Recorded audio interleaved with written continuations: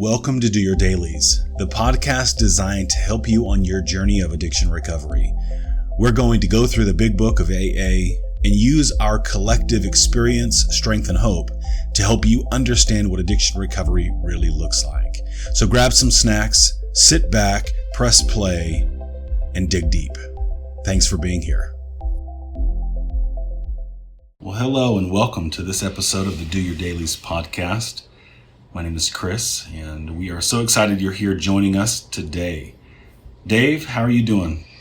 Today's really good. I just got back from a wonderful weekend in Palm Springs with my family and went out on my walk this morning. It was 15 degrees, so yesterday I was in 70 degrees, and it was delightful. I will say this, that it's one of those things, a little gift of being invited. I never want to lose track of the side of the issue of, we get to be invited. If we're doing our deal, people actually want to be around us, and that's pretty cool.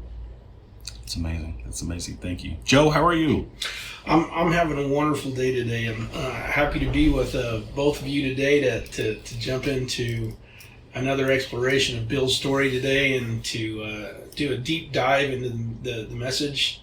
I've been looking forward to this all week, and it's good. I love being here with both of you. So, well, likewise, it's an exciting time. It's always fulfilling. It's always rejuvenating as we get into this work, and it's a good reminder of why I set out to do this work in my career, and so many of the things that have helped me to learn to grow up and to kind of be in that ongoing refinement process as a human being, as a man, as a father, a husband, as a friend, all those hats that we wear. And so firmly believe that the principles that we're reading about, that we're dissecting, that we're interpreting and defining, they're not just applied to recovery. They're applied to every facet of our lives. And so I love that very much. Appreciate you guys being here. So let's jump in. Bill's story, part 4 now. Here we go. Well, let's start with a story.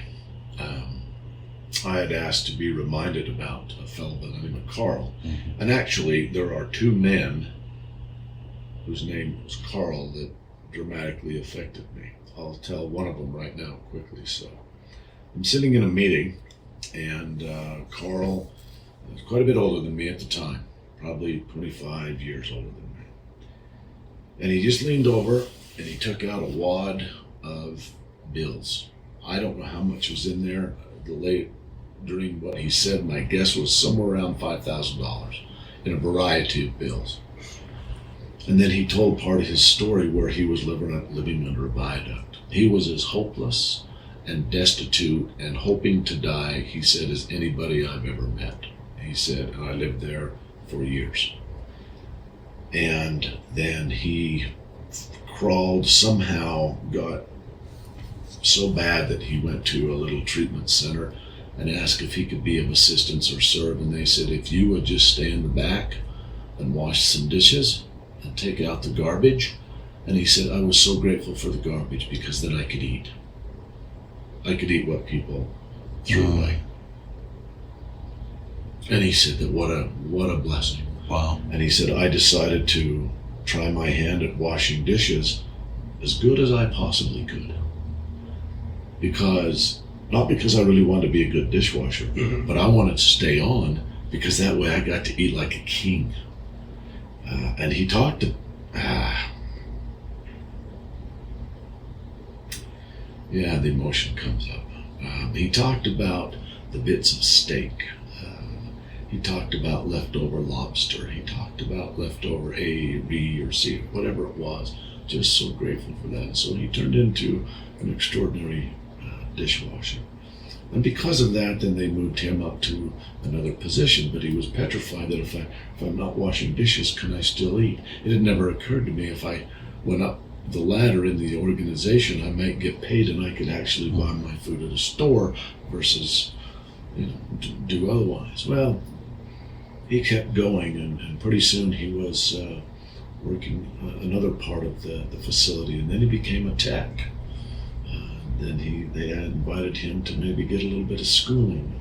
And so he did that. And then he, quite frankly, he became the lead tech, and then he became a counselor somehow. And he'd been there long enough, and because he knew that business from the bottom up, he knew it from the dishwasher. He knew everything there was to know about that business. And before long, he was an administrator. And it turns out that just by happenstance, they were paying him a lot more money than when he was washing dishes. And there came a time when he had the opportunity and made a phone call to a friend, and he bought that facility. He bought it, and then he ran it the way he felt like he should run it. And he ran it so well that eventually he sold it. And when I met him, he was at the point of his life where he was literally just sitting there and saying, I sold it, I don't know what to do with the money.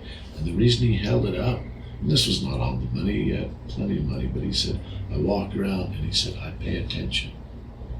He said, if you have eyes to see, you will find people that need a little helping hand. So a $20 bill, a $100 bill, whatever it might be, may be a complete game changer. Now, he said, you've got to have eyes to see. I'm not talking about I'm just throwing money out at anybody on the street with a sign or whatever, but he said, if you have eyes to see, you will find and see those people that an extra 50 or a 20 or 100 could completely change their life and maybe get them into a homeless shelter. And he said, so I spend my time either walking or riding my bicycle and looking for such people. Now, I don't do the story justice. There's a lot more to it, but it absolutely brought me to tears that here was a guy that went from viaduct to trying to help people under the viaduct. And it was because of the program that we're reading about. It's because of the big book of Alcoholics Anonymous. It's about the fellowship in the recovery. And that's what happened to him. And he's no longer with us, to my knowledge. But his story lives on. And so I just wanted to share that today, and with the notion that if you are listening, no matter how far down you get, I'm not trying to make light of where you are, but what I'm saying is there is hope, and there are people that have been down there, and somehow, some way, through intervention, divine providence, whatever, they have found their way outside of that and gotten back to a very robust life. And so I invite you, I plead with you to listen deeply, to listen to what we're about to read today, and to take it at heart and let it seep in. Let it get inside and dwell with you a bit. So from there, we'll take on. I love that. That is so incredibly inspiring. I thrive on hearing stories like that, because there are so many overwhelming times and circumstances in life where we're just in despair and the woe is me, and how can I go on?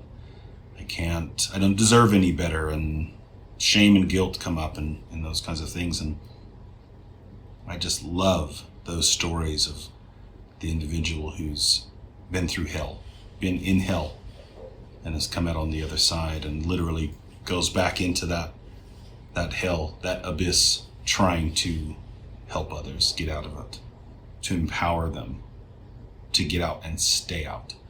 So thank you, Dave, for sharing that.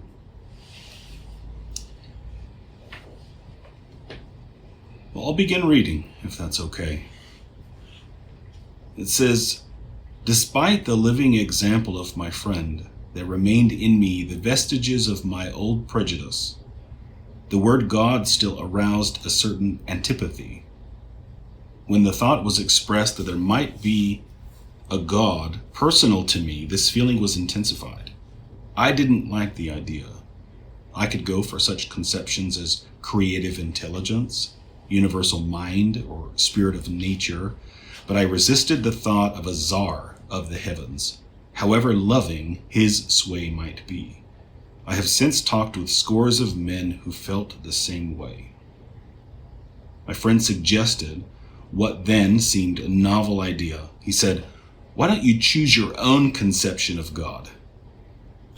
Can I? Please. Okay. Now remember, folks, on the page, this is page 12. Over there on page 10, down the last sentence, he said his mind snapped shut. He's against all of this. Now he uses the word prejudice, and I think it's very important. This word is used a lot. What is the definition of prejudice? It's an old idea, it's an old thought that does not have any substance. It's not been proven. Sometimes we categorize it as to we're prejudiced against a certain race or something like that. It's against anything. It's old thoughts not proven that are untrue.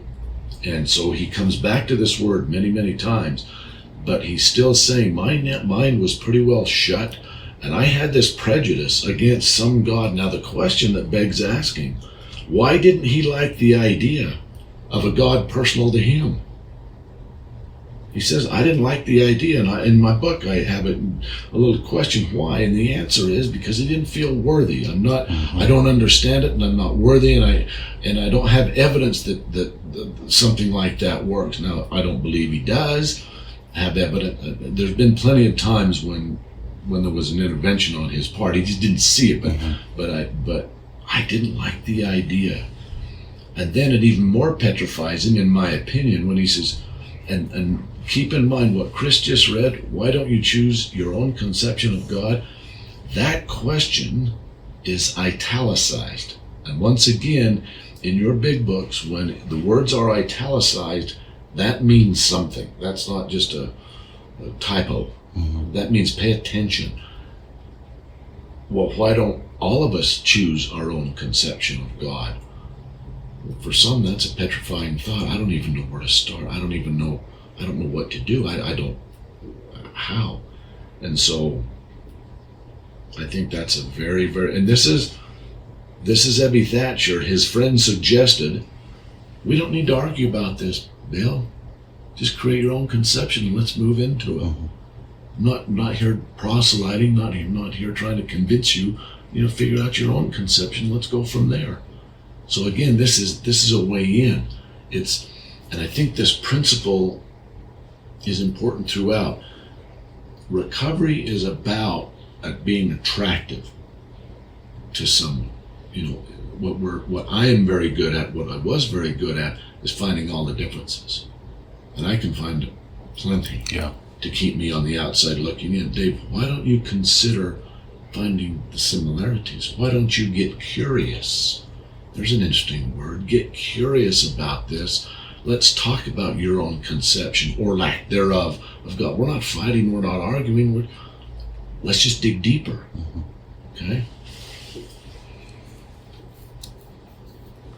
It occurs to me that we so often want to know what somebody else's vision of a God is, of a higher power, and there's this intuition that we all have, this inner spirit that we all have, and it's like it's not designing a higher power that's convenient for me, that just cosigns on all of the stuff I want to do, that might not be congruent with my value system, but it's what feels right to me, my intuition. What is my higher power?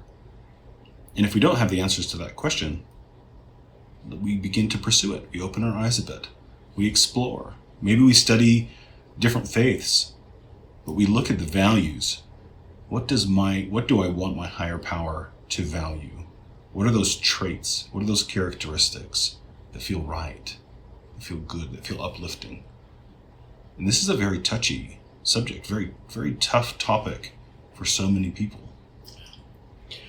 I think what comes to mind for me is, as I'm reading this, the thought came to me. It's like, okay, he's being invited to dig within himself a deeper understanding, a deeper connection, not something that he's running away from. So I agree with Dave what you're saying. I think there's an inherent block that's coming up, whether or not it's he doesn't feel worthy, or whether or not he's got some fundamental fears about this. Okay, because I think really what we're talking about is we're talking manifestation of fears that are manifesting through doubt. And it's like this opportunity to explore the concept of a power greater than himself that he designs, that works for him, that works with the experiences that he's had. I think that's the only way it would really work for Bill, because of the experiences that he's already shared in his story so far. I mean, it's been fundamental catastrophe after catastrophe after catastrophe after promises made here and there and promises made again and again and again, and they all are falling on deaf ears now. And he's at that point where his physical health is deteriorated to the point where he's already been told, you keep drinking, this is how you're going to go. And that invitation from his friend, and I love the way it says it, the living example of my friend, I think that allowed him to break down some of his doubts, to be able to dig into these fears and be able to no longer be able to be paralyzed by them, but to really truly say, I've never thought of that. And then get him to give himself permission to dig into that further. And I think personally at this point, this is where in the story, I'm seeing Bill start to really have a spiritual experience where he starts really digging into, okay, what does this mean and how does it relate to me? And how can I grasp a hold of this? Because what's happening with Ebby, he's never seen. And Ebby was as worse or as debilitated as Bill was in the progressive nature of the disease. And here, Ebby's just stone cold sober and in recovery, and inviting him to do the same and just saying, hey, why don't we go on this journey together? And that's such a beautiful invitation of just choose your own concept. I think, just to echo Joe and to further state, I think he's absolutely petrified. What he has is a tremendous amount of hardcore evidence as to who he is as an alcoholic, and he has tried everything. Yep. So many times. Self-knowledge, it didn't matter. Then I've got this. However he phrases it, and it's so generous of him to go through and to have explained exactly where he was, so that we have no doubt that he was an absolute hopeless alcoholic. Notwithstanding, I've still got this mind that's a bit snapped shut, and I'm holding on to these prejudice. And why is it? Because he's looking at Ebby. Here's a living example, and he's asking. I can't help but think he's asking the question, well, could that happen to me? Because I've been so adamant about and so prejudiced about all of this stuff. Well, am I worthy? Can I actually hear from God? And what's interesting in this book is how many times he is so clear once he starts. Yeah. God will speak to you. I mean, it is very, very clear that this process shifted his prejudice, put it aside, and allowed for his heart to open and had to have ears to hear and listen. And he gives us several promises. We won't go through them today, but we'll point them out as we read them, where it's very clear. This is what I did, this is what happened, and it can happen to you. Yeah. So, thanks. That statement hit me hard. It melted the icy intellectual mountain in whose shadow I had lived and shivered many years. I stood in the sunlight at last. And this is italicized. It was only a matter of being willing to believe in a power greater than myself. Nothing more was required of me to make my beginning. Stop right there, Chris. That's critical. It's incredulous to him. With all that he's done, and he's saying, and that's why he puts this in italicized, he's already in the light. He shivered behind what he called the intellectual mountain. He shivered. It was cold there. He was lonely. It was miserable. And all it took was to believe that there might be something greater than myself. And he refers to the sunlight. There's a reason he picks that. No more was required. All I had to do was be willing to say there might be something. And he's already had this massive shift. Now, I don't know the time frame here. I don't know that, but suffice it to say, when he says, I stood in the sunlight at last, with just that much? Oh, hold on. Buckle up. Here we go. I saw that growth could start from that point. Upon a foundation of complete willingness, I might build what I saw in my friend. Would I have it? Of course I would. Thus was I convinced that God is concerned with us humans when we want Him enough. At long last I saw, I felt, I believed. Scales of pride and prejudice fell from my eyes. A new world came into view. Okay, I'd like to stop there too. There's so much. There's so much right there. Yes, there is. Oh my gosh, when we jump into that idea of that all of a sudden he right here is basically saying this spiritual experience fell into this experience where I finally realized that God is involved in my daily life, and He's concerned about me personally. You know, I don't meet a lot of people in early recovery that truly believe that. You know, there's what 7 point something billion people on planet Earth, and like the concept of a higher power knowing who you are personally, developmentally walking with you in this experience called life. And then all of a sudden he goes and he says, God is concerned with us humans. And this is where I find it very, very encouraging. When we want Him enough, it's like there's a relationship there, but we've got to want it. It's like if you don't want a relationship and you do something to not invest in it, that relationship's going to die. You know, so one thing that I'm getting out of this experience that he's having is that you need to be willing to explore it. You need to be open-minded, and you need to also have some, you know, emotional attachment to the process to start generating shifts of consciousness and being.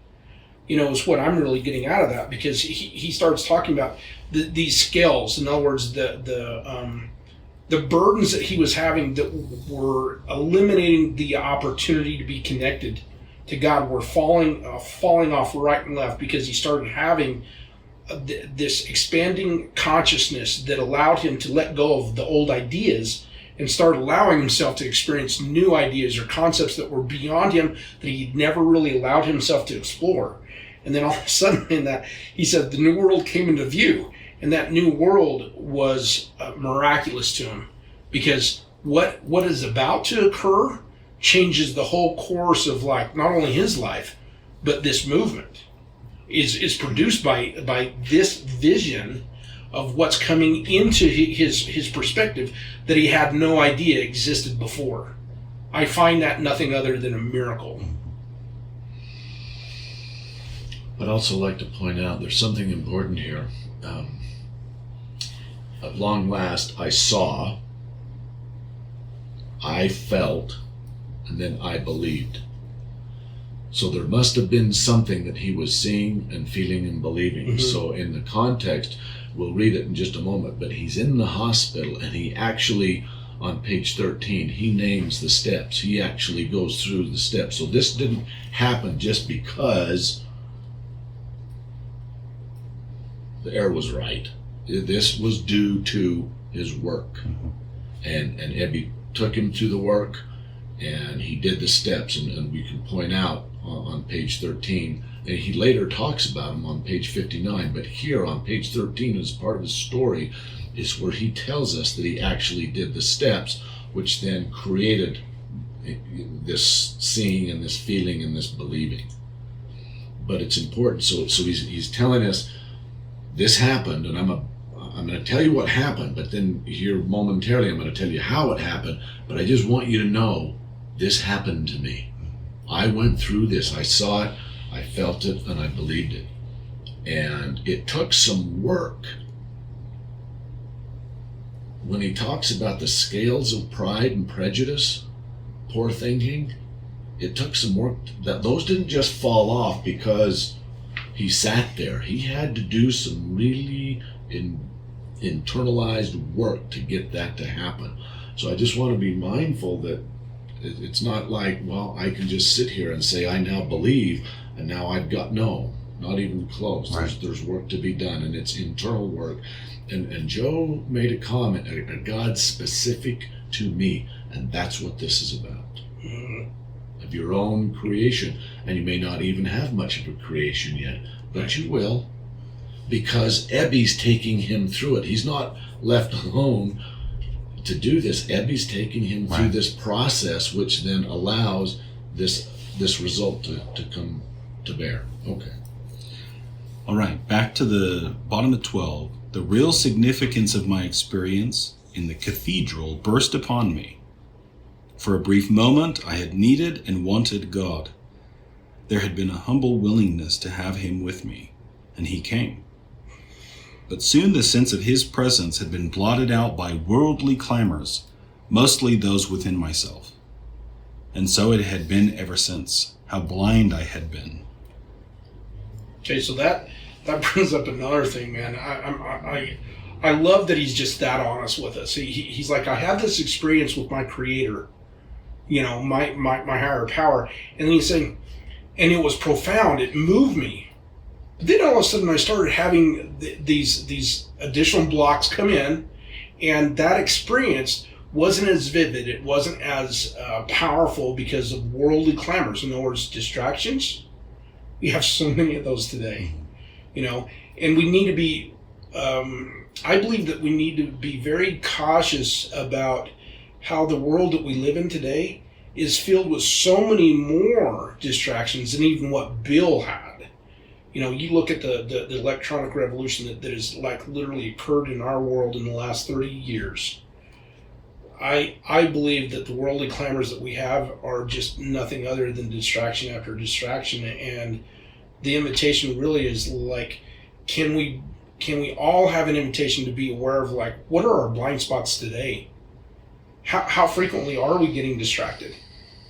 Because I think more than at any other time, especially what I think has brought us here is that I think every one of us is concerned that we truly want the message of recovery to not be diluted down. It gets diluted when we get distracted. So my question is, why do we get distracted? Because he makes a very bold statement, true statement. The willingness to have him with me, and there's a line there, and he came. So I had an eye towards it. I'd set down my prejudice for a moment. I wanted him to be with me, and he came. But soon his sense had been blotted out. And I exchanged worldly clamors, because he said mostly it was in myself. He is going back to what that we've discussed in detail earlier. It is the obsession of the mind. Okay. It's his mind who's now often and saying, okay, listen to this clamor. What's that distraction?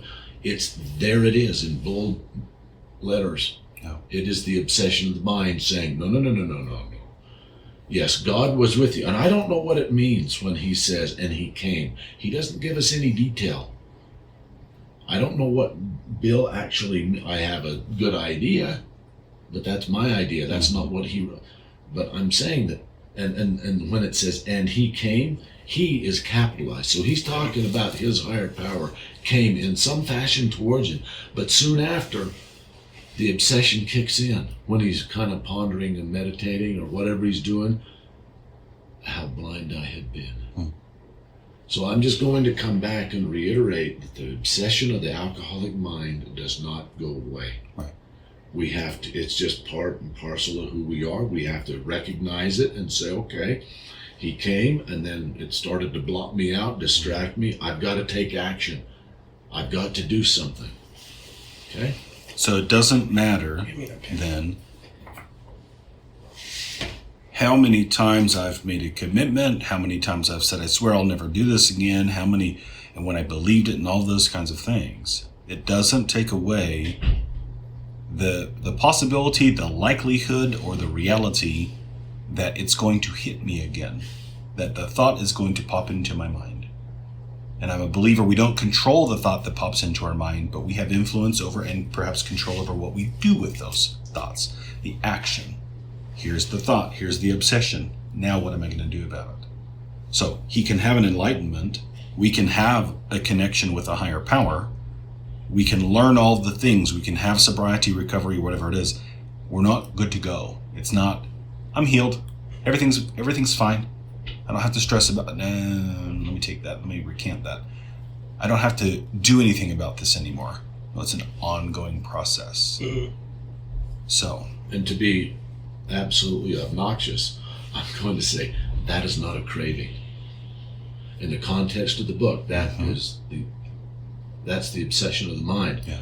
Remember, the craving doesn't start until I don't do what you just said. I don't do something about it. The obsession talks me into taking one drink, and that's all it needs to do. Yeah. And then I'm off to the races, and that happens many, many times. And he's going to now tell us what he did to keep from doing that, because he was separated, he was separated from alcohol, but that doesn't mean his mind, the obsession of the mind was not at work. No, and he actually gets into that a little later, and I appreciate him being just this transparent with us, because when we get into the next pages and he starts really going into that, like the first year and a half of his journey, man, it becomes so evident. Okay, to the top of 13, page 13, it says, at the hospital I was separated from alcohol for the last time. Treatment seemed wise, for I showed signs of delirium tremens. Oh, there's an understatement. I don't know. Yeah. Signs. Maybe I ought to do something. I'm seeing snakes on the wall. What are those? Yeah, what are those signs? Maybe for the listener, the one who's going, I don't know if this really is for me. What is delirium tremens? We talked about this a week ago. We did. A couple weeks ago, a couple episodes ago. And Dave, you had invited people to write out the history, not the revisionist history, not the way I want it to be, not the kind of the enhanced, softer, easier, more luxurious history, but what actually happened, how ugly this gets, how gross this gets, how depressing, dark, desperate this gets. It's okay to acknowledge that.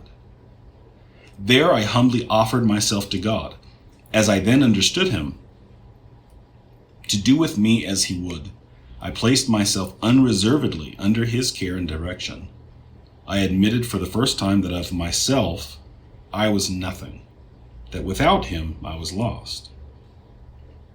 I ruthlessly faced my sins and became willing to have my newfound friend take them away, root and branch.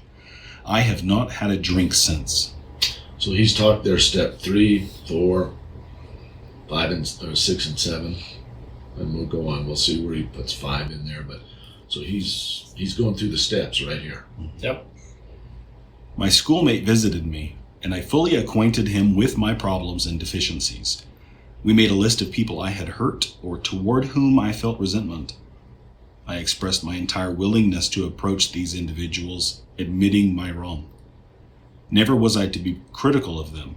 I was to right all such matters to the utmost of my ability. Okay, so that's 4 or 5. Sounds like 8 and 9. 8 and 9, yeah. Yep. I was to test my thinking by the new God consciousness within. Common sense would thus become uncommon sense. I was to sit quietly when in doubt, asking only for direction and strength to meet my problems as he would have me. Never was I to pray for myself, except as my requests bore on my usefulness to others. Then only might I expect to receive, but that would be in great measure. So that's 11. And 10 was up. I was to test my thinking by my new God. So that's 10. So I just would like to say here, Ebby, now this seems a bit condensed. Mm-hmm. We're going to go into this much deeper later, but I want to make certain that we understand that Bill went through the steps. He had done them, and he hasn't written them yet. Yeah. But this came from the Oxford group, and as best as Ebby knew, but here it is. He's not calling them the steps. He's working the steps. But you can see what his work is. Much more important to do the work than just come up with a fancy name for something. Yeah. He's actually doing it. I want to go back. There was a phrase, I expressed my entire willingness. And he brought that up on the page before. It was only a matter of being willing. And then on page 12 again, complete willingness. He just keeps bringing this up. For there had been a humble willingness. And then entire willingness. So he's mentioning this in two half pages. He's mentioned this 4 or 5 times. There's a recurring theme here of willingness. And it is, and we'll find out later, that is the absolute first and foremost indispensable part of recovery, is that willingness.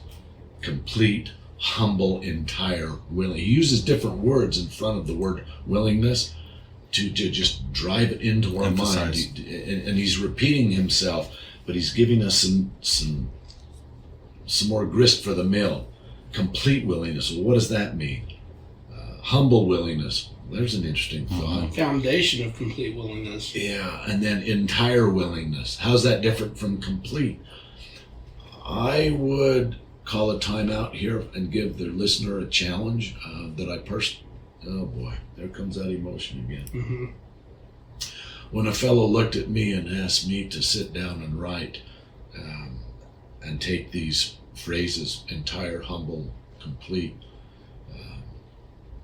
they'd write that down and just come back with some writing and some pondering and some thought about, what does this mean to you? Because without this, it doesn't appear that we can go much further. Yes, if I don't have that willing attitude, I'm not sure there's much that I can do. So he stopped me, Dave. We probably ought to call a time out here, and we probably ought to have you sit down and really do a deep dive on your willingness. Or if you're not, let's talk about that. Either way, and so I would just ask the listener to write that down on a piece of paper, those 3 phrases, and just ask yourself, what is the truth about your willingness? Okay, cool. I love it. My friend promised when these things were done, I would enter upon a new relationship with my Creator, that I would have the elements of a way of living which answered all my problems. Belief in the power of God, plus enough willingness. There's willingness again. Honesty and humility. To establish and maintain the new order of things were the essential requirements. Simple but not easy. A price had to be paid. It meant destruction of self-centeredness. I must turn in all things to the Father of Light who presides over us all. Must call time. Mm-hmm.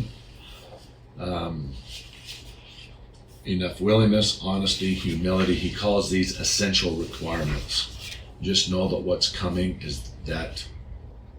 Now, why is it that he uses the word essential requirements just after willingness, honesty, humility, and then he says, he drops this bombshell on us? This is a very simple program. Very, very simple.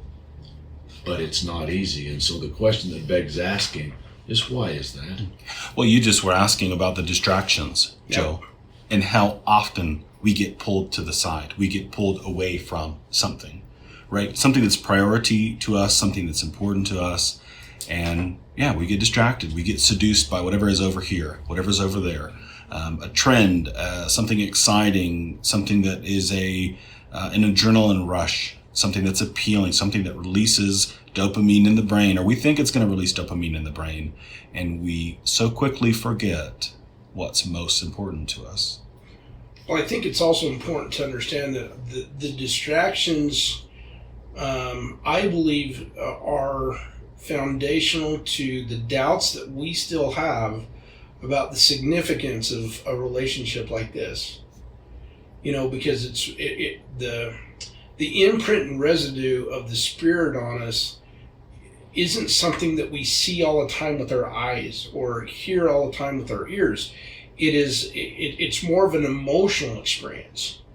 And the struggle oftentimes is that we live in a world that is so absolutely distracting, visually, auditorily, I think what he's basically inviting us to remember in this is that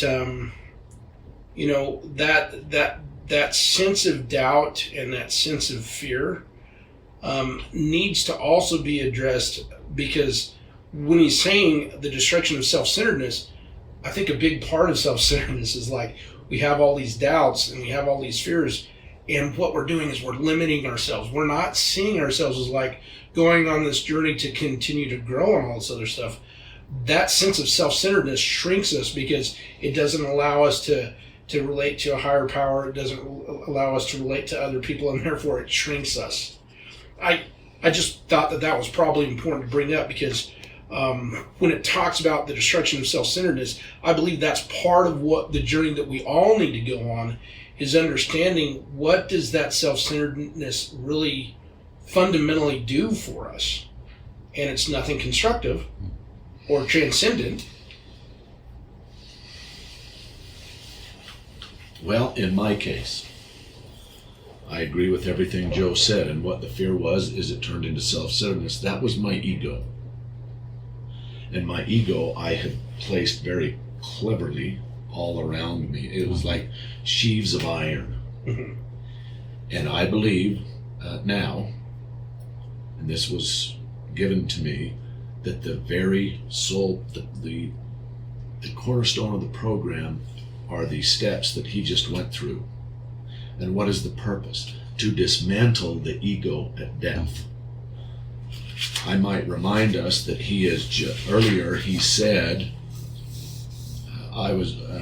my schoolmate visited me. I fully acquainted him with my problems. We made a list of people that I had hurt. And before that, he said, I ruthlessly faced my sins and became willing to have my newfound friend take them away. He's talking about what he had done. We don't do that. We don't talk about, and he uses the word sins. I'll just say, hey, when I do things that are against my personal constitution, that they're not morally or legally appropriate, I don't talk about that. I hid them. I pushed them away. Now later on, we'll give even more depth of this. But I'm saying that he ruthlessly, what gave him that courage to talk about to his friend what he had done?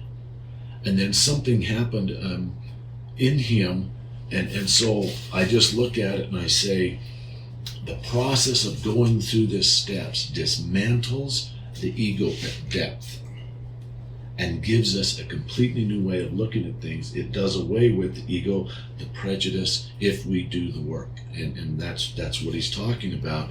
And then he says, I must turn it over to the Father of Light. Well, that's an action statement. To turn in all things, that's that turning. And he used that word because here's the way I was focused before. It was drink, it was get out of my way, I'm going to lie to you, I'm going to cheat you.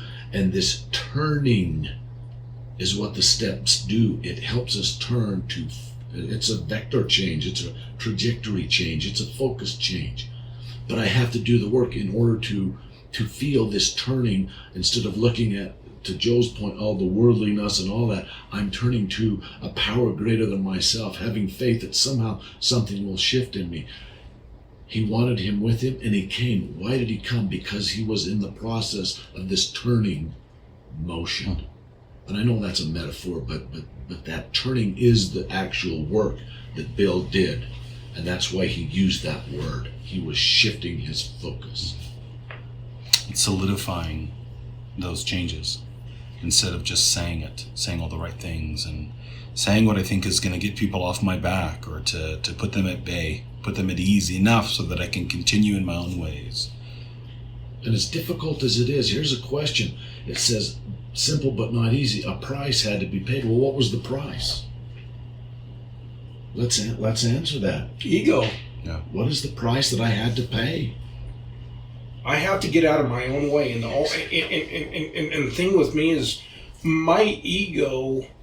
If I do not speak honestly about how it tries to impede me and stop me from like the steps I need, then like quite frankly, I'm gonna have some major struggles and potentially relapse if I'm not honest, not only with myself, but with others. And I think he's realizing that, because he basically says that the price that had to be paid, it meant destruction of self-centeredness. You know, the ego is about preservation of things that it believes it has to have to survive. It's like nobody's going to like really be able to see that unless they really know. And this is where his experience before comes into play. He knew his life was in the balance. He knew he had a good life. He knew he had a wife that supported and loved him, sustained him. He cherished that. He cherished even this association with his friend. But he'd never seen his friend sober before. And he's like, if he can do it, and I believe this is literally part of the process, he said he's got something that I've never seen him have before, and he is just as desperately compromised as I am when it comes to this thing called alcoholism. And he wanted it. And his friend was basically just showing him that there is a way, and gave him an invitation. Well, let's have you just choose a higher power that you find will work for you.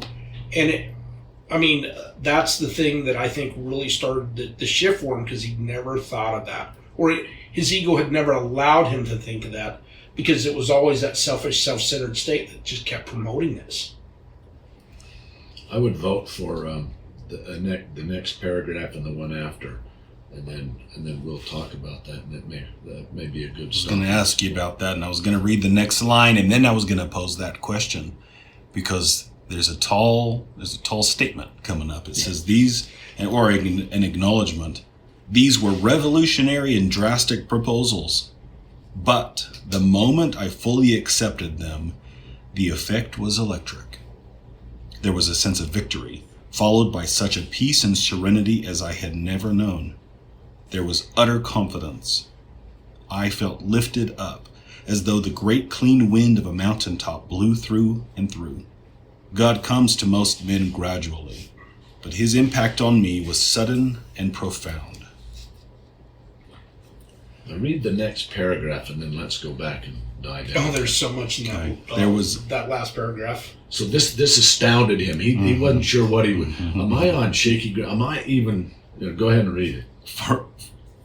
For a moment I was alarmed and called my friend, the doctor, to ask if I were still sane. He listened in wonder as I talked. Now, this is a friend who's a doc. He knows Bill. Bill is so wound up and he's so overblown by all of this. He starts to ask the question, am I back to delirium tremens? Am I insane? I've lost it. I mean, is this real? Somebody's got to throw me a life preserver. But whatever he said to that doctor, he listened in wonder. He knew Bill Wilson, but he didn't know this Bill Wilson. Something has happened to him, but let's go back. Let's harvest what's in that paragraph. What was it that happened to him? Okay, so let's start with, what do you think he meant by these revolutionary and drastic proposals? Well, I think it starts with willingness, right? Starts with the concept that there's specific work that we need to do in order to stay in alignment with a sense of destruction of our self-centeredness. And he's kind of already outlined those, because I believe what he's basically inviting us to understand, the step work, the work I have to do within myself and within my environment is essential to really truly understand these revolutionary and drastic proposals. The revolutionary aspect of it, I believe, were these new ideas that he had never conceived of before. He never looked at them. So right there. So I agree with you, but why were they so drastic? Because they were so simple. What were they? Hey, how about being honest? Yeah. How about being willing? Yeah. How about This being light humble? bulb goes off. Duh. No kidding. This is not Einstein's quantum theory. This is be willing, be honest, and be humble. That's revolutionary and drastic. Because he'd never done that before. Well, that's what I was going to say, is that's the destruction of his self-centeredness. His self-centeredness would not let him see beyond his nose. The ego. You know? That resistance. Yep. That blockade, or the blurring of really, truly understanding and then internalizing the message. He never told the truth. He was a fast talker. He had sold. I got this from Joe and Charlie. He was a fast talking guy selling things to slow thinking people. Bill was a master of the English language. He could sell. So for him to say that it was revolutionary and drastic proposals, well, what were we talking about? Honesty. I just keep saying it. It's simple but not easy. Why was it not easy? Because he'd never done it before. Yeah. And on the basis of being honest and straightforward and admitting his sins, as he called them, to his friend, and sitting and thinking about his God conscious, his relationship to God, and then to even consider about giving it to someone else. These were all new proposals. And then he says, I felt a clean wind from the mountaintop. He had been relieved of this dark living. But this is where I think a big part of what we also need to acknowledge is that certainly those revolutionary and drastic proposals were just that until he internalized them, yes. Which meant the acceptance of them. He's like, I've got to have this in order to have the benefit of what I'm seeing in Ebby. And he knew, I think he'd known the principles, okay? But he had never internalized it to a point of saying this needs to be a part of who I am every moment of every day. And that's when the wind came in. That's when he felt that refreshingness. But for me, there's one thing that just absolutely just gets me emotionally when I'm reading this, because it talks about, that his experience, that sense of victory. But that sense of victory came by having a sense of peace and serenity. And oftentimes, my experience working with addicts and alcoholics, man, I'm feeling this right now just in my chest. It's like there has not been a man or woman in probably 18 years I've worked with that hasn't had some sense of depression, anxiety, mental health issues. And what it's saying right here is followed by a sense of peace and serenity I had never known. It's like that's part of the promise, is that a lot of the issues that we are dealing with that are driving the obsession of the mind and the concepts of addiction aren't associated with peace and serenity. That peace and serenity, I believe, is totally a spiritual process. And it also has a physical manifestation to it as well. Not in every case, but a big part of it. And for me, as I'm reading that today, that is just absolutely true. If men and women are really to get this and hold on to it, they need a sense of peace and serenity that they've never known. And I can't give that to them. Right. I think it's also important to notice he makes quite a bold statement. Now, let's keep in mind, let's put this in context. He's writing this in 1939. At this time, he's got about 4 years sobriety. I don't know how many men he's worked with, but he's worked with enough that he makes this statement. God comes to most men gradually. That's what he has noticed. Mm-hmm. And I think it has to do with depending on how sincere, how willing Yeah. they are, and Mm-hmm. so forth. But his impact on me, and he's very clear about this, his impact on me, and his is capitalized, meaning God, impact on me was sudden and profound. And I would like to say that I believe, based on personal experience and watching many others, that the impact was sudden and profound is directly proportional to the effort given. Yeah. You How get out honest- what you put in. How willing are we? How honest are we? How humble are we? How sincere to the deepest level are we in doing this work? And so he's made a comment now, looking in the past. He's not giving his opinion here. This is an observation. Yeah. This is based on what he has seen, based on the work that he has done with many, many men by this time in the equation. And so what he's saying is it'll come, but it all depends on us if we have a heart to hear, ears to hear, and we actually do the work. And I think that is a tremendous promise in here. And that's a very bold statement, in my opinion, that he will come.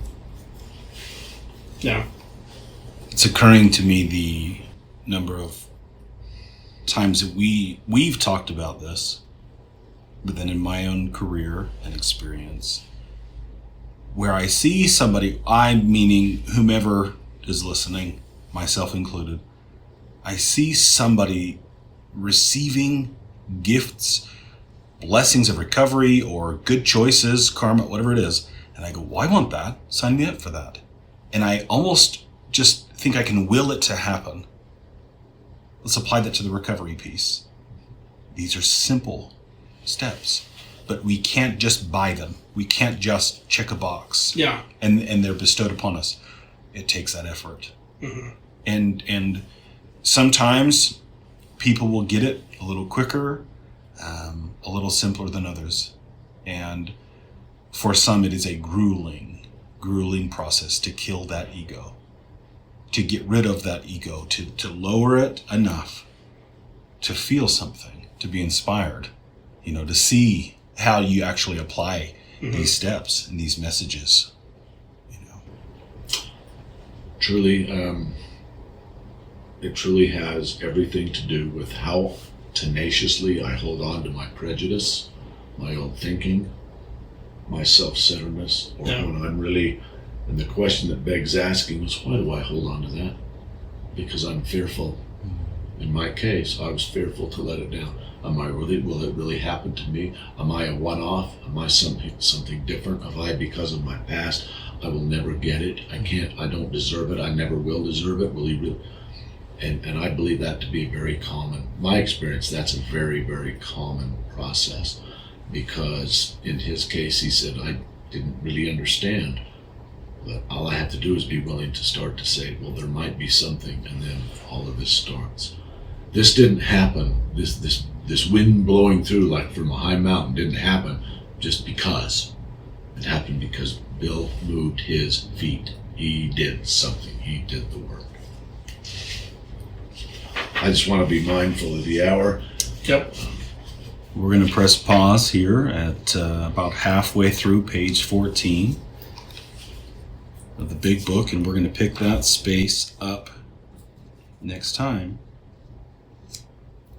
Gentlemen, it's been a pleasure to feast a little bit more with you today, to dig a little bit more into this book, to the context, and to then apply that. I know that we're doing this ongoing as well, but applying these principles.